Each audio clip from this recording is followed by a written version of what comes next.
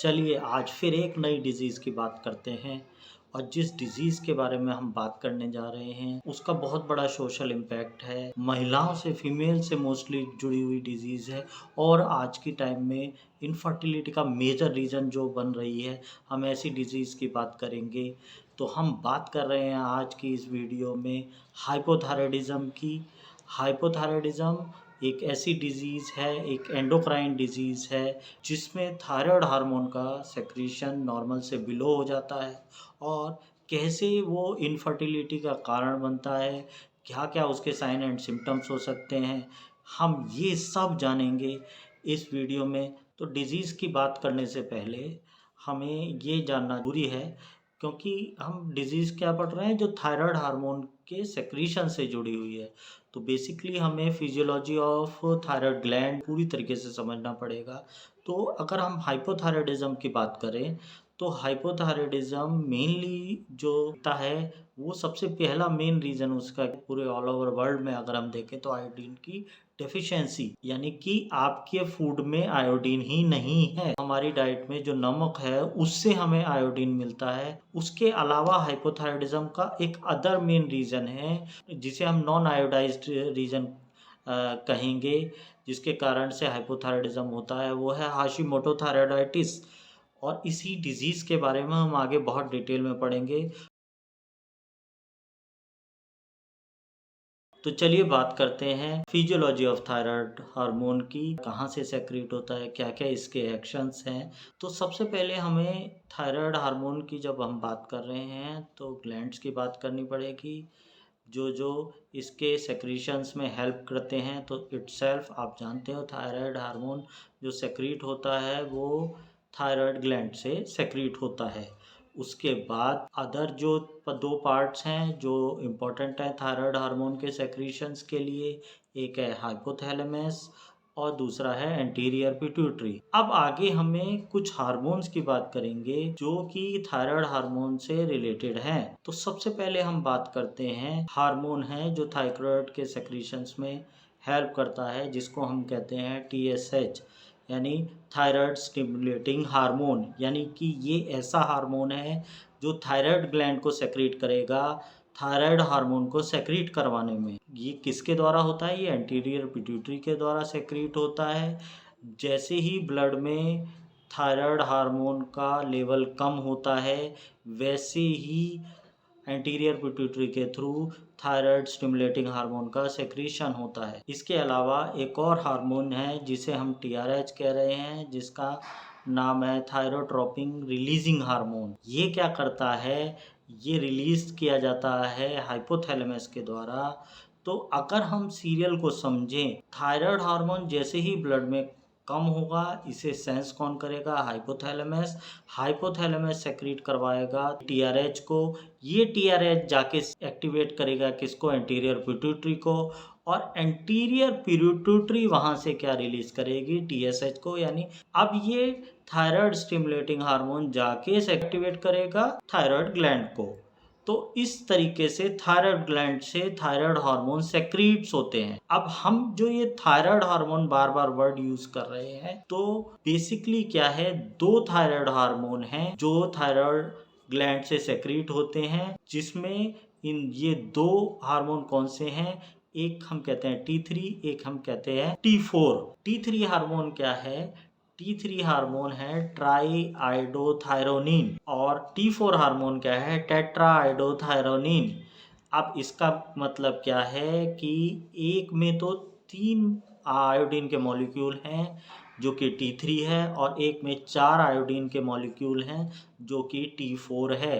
तो अब आप देख रहे होंगे कि कैसे आयोडीन की नेसेसिटी है, क्यों बॉडी में आयोडीन की ज़रूरत है। यानी कि जो ये थायराइड हार्मोन सेक्रीट हो रहे हैं T3 T4, उनको बनाने का काम किसका है? आयोडीन का। T3 T4 के फॉर्मेशन में जो एंजाइम हेल्प करता है उसका नाम है थायराइड परऑक्सीडेज। होता क्या है, बेसिकली हम T3 में की बात करें तो T3 के फॉर्मेशन से समझें तो मोनो आयोडोथायरोनिन अटैच करता है किसके साथ? Diiodothyronine in the presence of thyroid peroxidase. जिसकी वजह से जो कंपाउंड बनता है जिसको हम क्या कहते हैं ट्राई आइडोथायरोनिन, जिसको हम T3 कह रहे हैं। उसी तरीके से दो डाई आइडोथायरोनिन आपस में मिलेंगे in presence of thyroid peroxidase enzyme, तो प्रिपेयर होता है T4। अब इसमें ये बात समझें कि T3 और T4 में से दोनों में से जो बेसिक एक्टिव हार्मोन है जो वर्क करेगा थायराइड हार्मोन का, वो है T3। T4 क्या करता है, T4 जो T3 से अमाउंट में ज़्यादा होता है, और ये T4 कितना ज़्यादा होता है, 20 टाइम्स ज़्यादा ब्लड में पाया जाता है T3 से। तो ज़रूरत पड़ने पे जब बॉडी में थायराइड का हार्मोन का लेवल कम होगा तो ये T4 कन्वर्ट हो जाता है T3 में, क्योंकि T3 ही मेन एक्टिव हार्मोन है। अब दूसरी बात हमको ये समझने वाली बात है कि जो ये ब्लड में थायराइड हार्मोन पाए जा रहे हैं T3 T4, ये फ्री फॉर्म में नहीं होते, ये बाइंडिंग फॉर्म में होते हैं। तो इनको बाइंड करने का लिए जो एंजाइम है उस एंजाइम का नाम है थायरॉक्सिन बाइंडिंग ग्लोबुलिन TBG।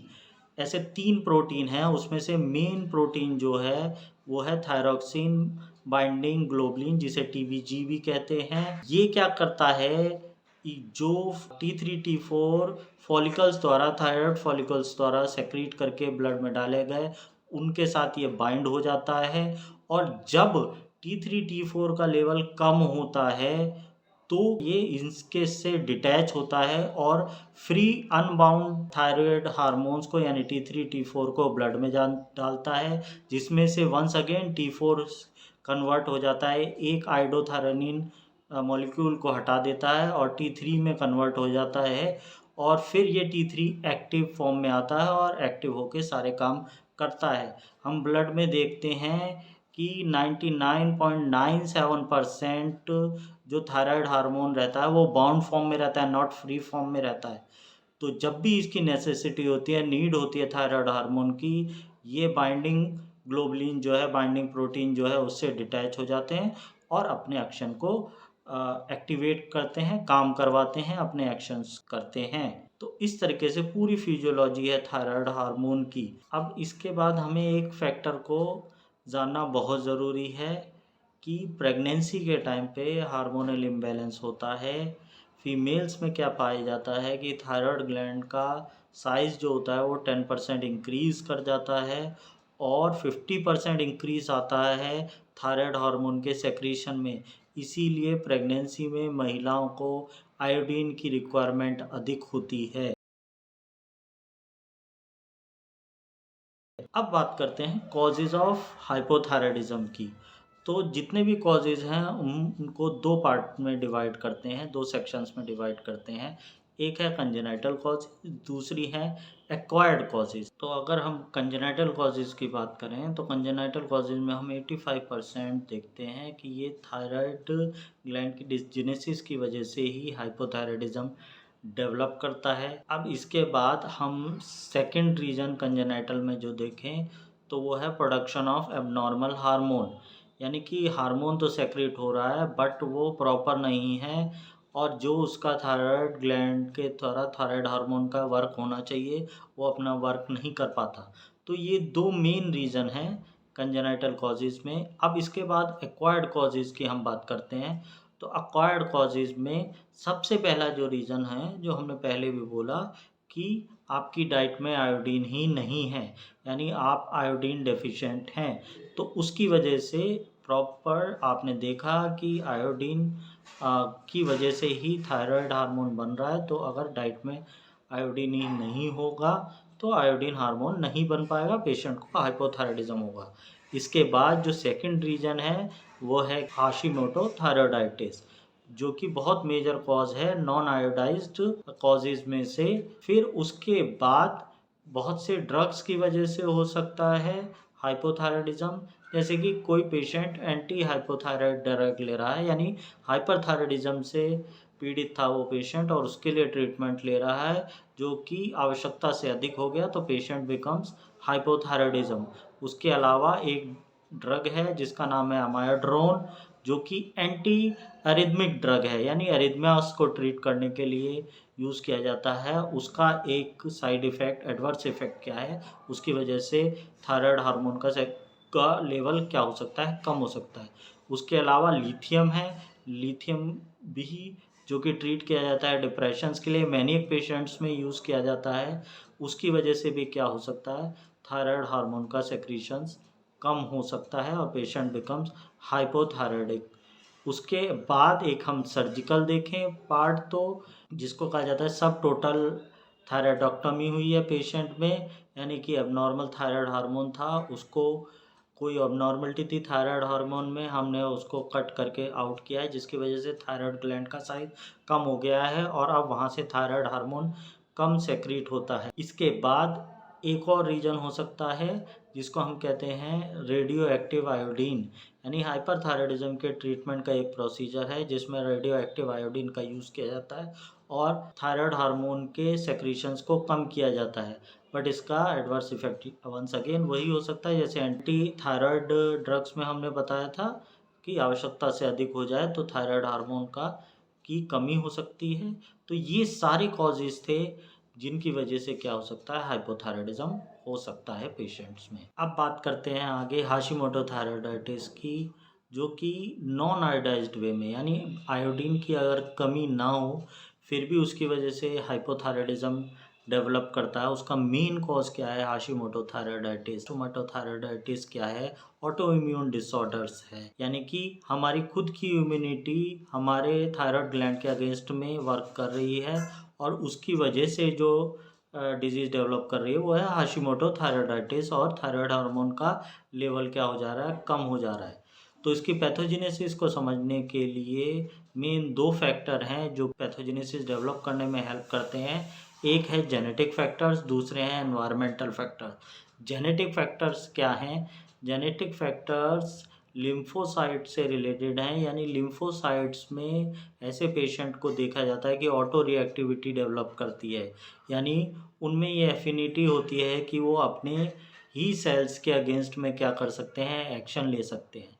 फिर उसके साथ में एनवायरमेंटल फैक्टर आते हैं। एनवायरमेंटल फैक्टर में क्या आता है, इन्फेक्शियस डिजीज़ आते हैं कि किसी तरीके से कोई इन्फेक्शियस डिजीज़ हुई और उसकी वजह से जो थायराइड के सेल्स हैं उनकी एंटीजेनिसिटी में चेंजेस आए, यानी कि उनकी सेल आइडेंटिटी में डिफरेंशिएशन हुआ और जिसकी वजह से अब ये जो ऑलरेडी ऑटो रिएक्टिव लिम्फोसाइट्स हैं जिसकी बॉडी में, वो उनको पहचानने से इनकार कर दे रहे हैं या पहचान नहीं पा रहे हैं और जिसकी वजह से क्या होता है, थायराइड फॉलिकल्स का डैमेज स्टार्ट होता है। अब आगे हम कैसे ये देखेंगे कि किस तरीके से ये प्रोसेस होता है जिसकी वजह से थायराइड फॉलिकल्स का डैमेज होता है। आगे हम ये देखते हैं कि जो ये ऑटो रिएक्टिव लिम्फोसाइट्स हैं वो माइग्रेट करना स्टार्ट करते हैं ऐसे थायराइड सेल्स की तरफ जिनकी एंटीजेनिसिटी चेंज हो गई है और उनके खिलाफ एक्शन लेते हैं। ये जो एक्शन है वो एक बहुत बड़े युद्ध की तरह है जो कि इस पूरे बहुत सारे फ्रंट्स पे लड़ा जाता है।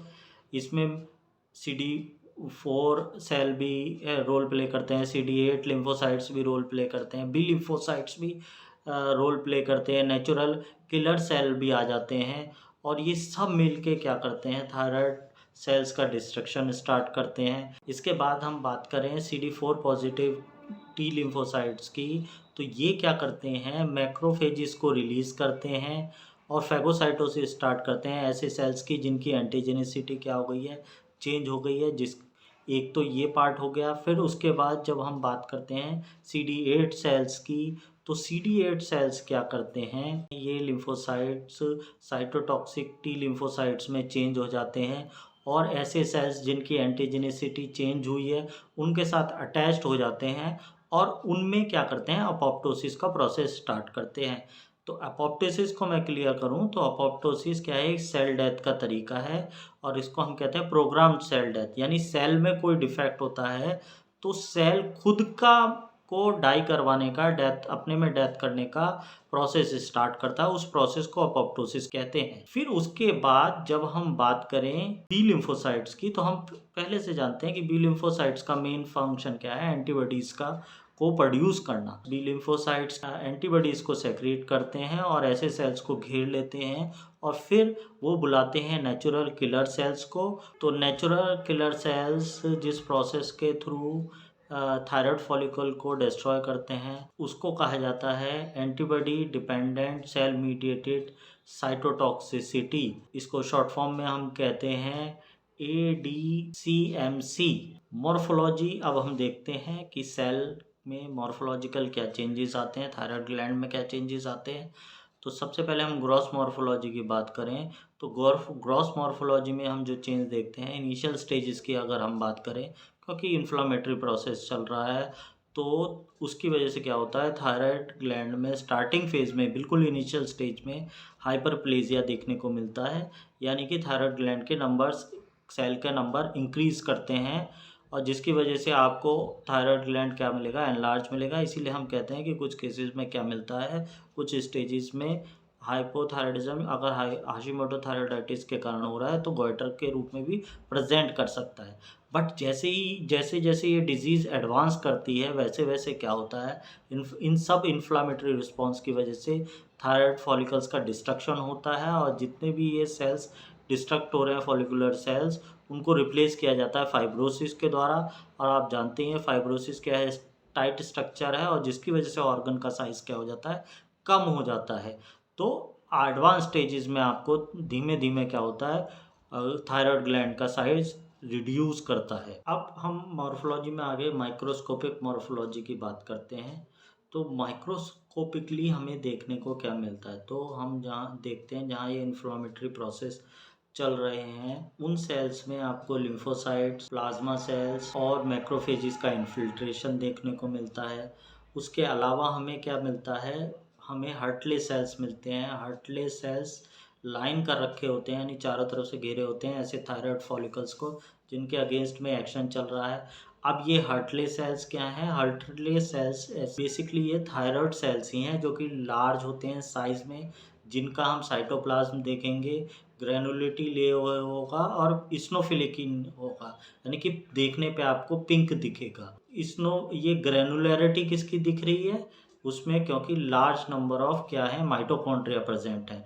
तो माइक्रोस्कोपिकली आप हाशिमोटो से इन्फेक्टेड थायराइड फॉलिकल्स को देखेंगे तो उसमें आपको प्रेजेंस ऑफ हार्टले सेल्स मिलेगा। हार्टले सेल्स अगर वहाँ पे प्रेजेंट होते हैं तो इट मीन्स उस पेशेंट में कंफर्म है कि हाशिमोटो थायराइडाइटिस है। तो माइक्रोस्कोपिक मॉर्फोलॉजिकल चेंजेस आपको ये सब देखने को मिलते हैं। तो अब बात करते हैं आगे क्लिनिकल फीचर्स की। तो क्लिनिकल फीचर्स में हमें क्या क्या देखने को मिल सकता है, तो क्लिनिकल फीचर्स में वंस अगेन हम डिजीज को दो फेज में बांटते हैं, एक है सब क्लिनिकल हाइपोथायराइडिज्म और एक है क्लिनिकल हाइपोथायराइडिज्म। तो दोनों में बेसिक डिफरेंस क्या है, सब क्लिनिकल किसे कहते हैं कि पेशेंट में अगर हम इन्वेस्टिगेशन करवाएं तो हाइपोथायराइडिज्म के एविडेंस मिल सकते हैं, but according to sign and symptoms हम डायग्नोसिस नहीं बना सकते कि पेशेंट को हाइपोथायराइडिज्म है। उसमें इतने डिस्टिंक्ट अभी हमें साइन एंड सिम्टम्स नहीं मिलते, जबकि क्लिनिकल थायराइडिज्म में पूरी डिजीज़, हाइपोथायराइडिज्म में पूरी डिजीज़ क्या है अपने पूर्ण रूप में प्रकट हो चुकी है। सारे आपको क्लिनिकल साइन एंड सिम्टम्स मिल जाते हैं और पेशेंट को इन्वेस्टिगेशन करवाएंगे तो उसमें भी उसकी ईजिली डायग्नोसिस हो जाएगी। अब हम आगे बात करते हैं आखिर ये क्या साइन एंड सिम्टम्स हैं। तो बहुत ही कॉमन से साइन एंड सिम्टम्स हैं और ध्यान रखिए कि ये फीमेल से ओरिएंटेड डिजीज़ है। तो आपको जो फर्स्ट देखने में लक्षण मिलता है वो फटीगनेस है, यानी पेशेंट में बहुत ही ज़्यादा थकावट फील होती है उसको। फिर उसके बाद एक बहुत मेजर फीचर है कोल्ड इंटॉलरेंस, यानी पेशेंट कोल्ड को बिल्कुल भी टॉलरेट नहीं कर पाता। आपको जिस कंडीशन में ठंडी फील नहीं हो रही होगी पेशेंट को, उसमें पंखे में भी बैठेगा तो उसको क्या है ठंडा महसूस होता है। फिर उसके बाद शॉर्टनेस ऑफ ब्रेथ हो सकती है। अब एक और मेन रीज़न है जो मिलता है वो है वेट गेन। ऐसी फीमेल्स में वेट गेन मिलता है और आप देखोगे कि पेशेंट स्टार्टिंग फेज में आ ही इसीलिए रहा होता है। एक फीमेल पेशेंट आती है कि हम उतना खाना नहीं खाते बट हमारा वेट क्या है लगातार गेन होता जा रहा है। फिर आपको एक और अनदर फीमेल से रिलेटेड जो बहुत कंप्लेंट लेके आएंगे, पेशेंट में हेयर लॉस मिलता है, यानी पेशेंट के बाल झड़ते हैं। आप देखते होंगे जनरली फीमेल में गंजापन नहीं मिलता, बट हाइपोथायराइडिज्म के केसेस में आपको मिल सकता है।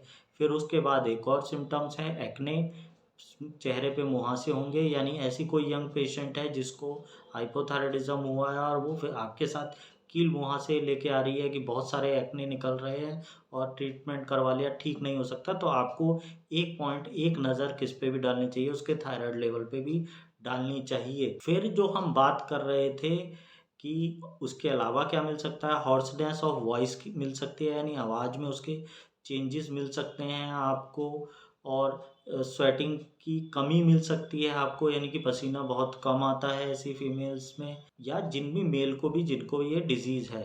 उसके अलावा मेंस्ट्रुअल इर्रेगुलरिटी मिल सकती है, यानी आपको फीमेल पेशेंट के मेंस्ट्रुअल में इर्रेगुलरिटीज़ मिल सकती है। क्या मिलता है इसमें, मेनोरेजिया मिलता है या हाइपर मेनोरेजिया मिलता है, यानी मेंस्ट्रुअल पीरियड के टाइम पे जो ब्लीडिंग होती है वो हैवी ब्लीडिंग देखने को मिलेगी। और एक मेन और मिलता है आपको इनफर्टिलिटी, जिसकी हम पहले से बात कर रहे हैं, यानी कि हाइपोथायराइडिज्म की वजह से आजकल इनफर्टिलिटी इतनी कॉमन हो गई है कि ज़्यादातर केसेस में आपको देखने को क्या मिलेगा कि पेशेंट को थायराइड का लेवल क्या है, कम है, उसकी वजह से मेंस्ट्रुअल इरेगुलरिटी हो रही है और इनफर्टिलिटी डेवलप कर रही हैं।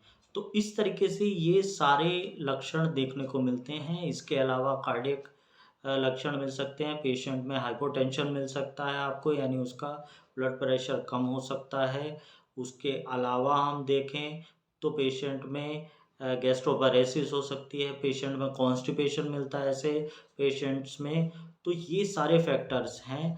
अब इसमें इम्पोर्टेंट फैक्टर्स क्या हैं कि अगर कोई फीमेल वेट गेन के साथ आ रही है, हेयर लॉस के साथ आ रही है, एक्ने के साथ ले आ रही है, या मेंस्ट्रुअल इरेगुलरिटी के साथ आ रही है, या इनफर्टिलिटी का केस है, तो आपको विशेष रूप से ध्यान देना चाहिए कि कहीं हम एक फीमेल में थायराइड का हार्मोन का लेवल कम तो नहीं है, तो आपको तुरंत ऐसी फीमेल्स की थायराइड प्रोफाइल करवा के देखना चाहिए। अब हम बात करते हैं इन्वेस्टिगेशंस की। बहुत मेजर पार्ट है क्लिनिकल डायग्नोसिस के साथ साथ इन्वेस्टिगेशन भी इस डिजीज़ में बहुत इंपॉर्टेंट पार्ट है। तो जो मेन इन्वेस्टिगेशन है जो हम पर्टिकुलरली थायराइड के लिए करवाते हैं, जिसको हम कहते हैं थायराइड प्रोफाइल, तो हमें ये समझना होगा कि थायराइड प्रोफाइल में हम क्या से टेस्ट करवाते हैं। तो हम बेसिकली 3 टेस्ट थायराइड प्रोफाइल के अंडर 3 हार्मोन के लेवल को चेक करते हैं।